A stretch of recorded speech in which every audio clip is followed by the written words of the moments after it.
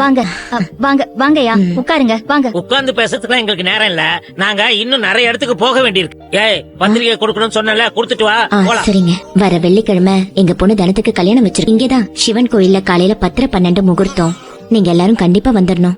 சம்பந்தி, உங்க மருமகளுக்கு கல்யாணம் சொல்லி பத்திரிக்கை கொடுத்திருக்கோம். பத்திரிக்கையை வாங்கிட்டு ஒரு வார்த்தை நல்லபடியா கல்யாணம் நடக்கட்டும், இனிமேலாவது அவ வாழ்க்கை நல்லா இருக்கட்டும், அப்படி 4 வார்த்தை நல்லதா சொல்ல மாட்டீங்களா?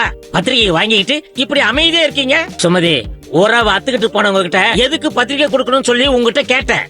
நீதான் என்னமோ பெருசா இவங்களுக்கு கொடுக்கணும்னு சொல்லி அடமுடிச்சிய. இப்ப தெரியுதா யார் யார் மனசுல என்ன இருக்குதுன்னு?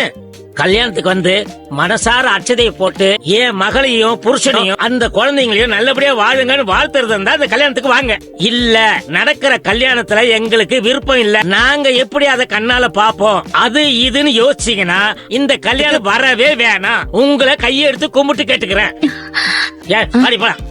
சரிங்க, நீங்க எதுவும் தப்பா எடுத்துக்காதீங்கம்மா. அவரு கொஞ்சம் அப்படிதான், எல்லார்கிட்டயும் கோவமா தான் பேசுவாரு. நான் வரேம்மா. ஒரு வயசான ஒருத்தரை மாப்பிளையா பாத்திருக்காங்கன்னு சொன்னியே, அவர் கூட தான் இப்ப அன்னைக்கு கல்யாணம் முடிவாயிருக்காமா? வாசுகி, அண்ணே வாங்கண்ணே. ஒண்ணு இல்லம்மா, பத்திரிகை எல்லாம் அடிச்சு வந்துருச்சு. அதான் நேரா குலதெய்வம் கோயிலுக்கு போயிட்டு பத்திரிகையை வச்சு சாமி கும்பிட்டு நேரா இங்கதான் கொண்டு வரேன். உனக்கு முதல்ல ஒரு 50 பத்திரிகை தரேன், நான் ஒரு 100 பத்திரிகை எடுத்துக்கிறேன்.